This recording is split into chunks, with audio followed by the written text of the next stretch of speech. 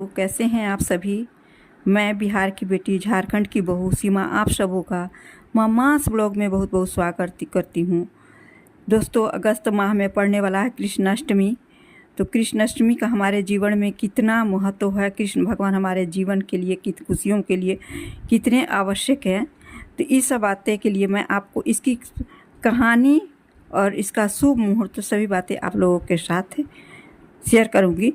तो इस साल भाद्रपद महीने की कृष्ण पक्ष की अष्टमी तिथि पर जन्माष्टमी का त्यौहार मनेगा। भगवान श्री कृष्ण की जन्म तिथि को जन्माष्टमी के रूप में मनाया जाता है। इस दिन कई लोग व्रत रहकर भगवान कृष्ण की भक्ति में लीन हो जाते हैं। कई लोग विधिवत भगवान का जन्म भी करते हैं। मान्यता है कि कृष्ण जन्माष्टमी के दिन कन्हैया या लड्डू गोपाल की सेवन संतान की तरह करने पर सुख सौभाग्य का वरदान प्राप्त होता है। आइए जानते हैं कृष्ण जन्माष्टमी की तिथि और मुहूर्त तथा साथ में कथा भी जरूर सुनना चाहिए। कोई भी पर्व कीजिए तो कथा अवश्य ही सुनना चाहिए। तो पहले मैं आप लोगों को बता देती हूँ कि इसका शुभ मुहूर्त क्या है, उसके बाद मैं आप लोगों के साथ कथा भी शेयर कर रही हूँ। अष्टमी तिथि का प्रारंभ 26 अगस्त 2024 को 3:39 बहुत लोग नहीं जानते हैं 39 AM बजे, और अष्टमी तिथि का समापन होगा 27 तारीख को 2:19 बजे, मतलब दोपहर में इसकी समाप्ति होगी। और इसकी निशिता पूजा का शाम का ही इसका पूजा होता है, रात्रि के समय। कृष्ण जन्माष्टमी का शुभ मुहूर्त है 26 अगस्त को 12:06 AM से लेकर 12:51 AM पर तक। इस तरह पूजा करने की अवधि है 45 मिनट। और पारण दूसरे दिन किया जाएगा 3:38 के बाद 27 तारीख को पारण किया जाएगा सुबह में। पारण के दिन रोहिणी नक्षत्र समाप्ति का समय 3:38 से, और उसके बाद 27 अगस्त को पारण किया जाएगा। पारण तिथि की अष्टमी तिथि सूर्योदय से पहले ही समाप्त हो जाएगी।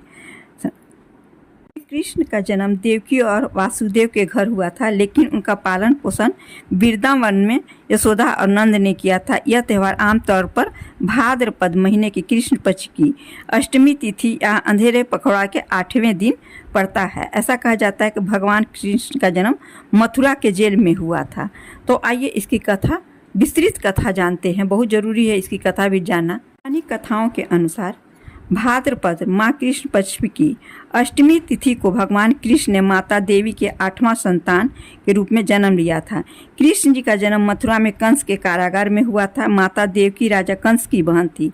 कंस को सत्ता का लालच था। उसने अपने पिता राजा उग्रसेन की राजगद्दी छीनकर उन्हें जेल में बंद कर दिया था और समय मथुरा का राजा घोषित कर दिया था। राजा कंस अपनी बेहद अपनी बहन देवकी से बहुत प्रेम करते थे। उन्होंने अपनी बहन का विवाह वासुदेव से कराया था, लेकिन जब वह माँ देवकी को बहन का विवाह विदा कर रहे थे, तभी एक आकाशवाणी हुई कि देवकी का 8वां पुत्र कंस की मौत का कारण बनेगा।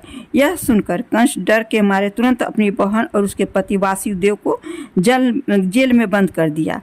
उनके आसपास सैनिकों की कड़ी पहरेदारी लगा दी। कंस अपनी मौत के डर से देवकी और वासुदेव के 7 संतानों को मार चुका था। उसके बाद भाद्रपद माह कृष्ण पक्ष की अष्टमी तिथि को रोहिणी नक्षत्र में अंधेरी रात में भगवान कृष्ण ने जानकी के 8वें संतान के रूप में जन्म लिया। श्री कृष्ण के जन्म लेते ही कोठरी प्रकाशमय हो गई। आकाशवाणी हुई कि विष्णु जी ने कृष्ण जी के अवतार में देवकी के कुक्ष में जन्म लिया है। उन्हें गोकुल में बाबा नंद के पास छोड़ा है और उनके घर एक कन्या जन्मी है, उसे लाकर वो कंस को सौंप दे।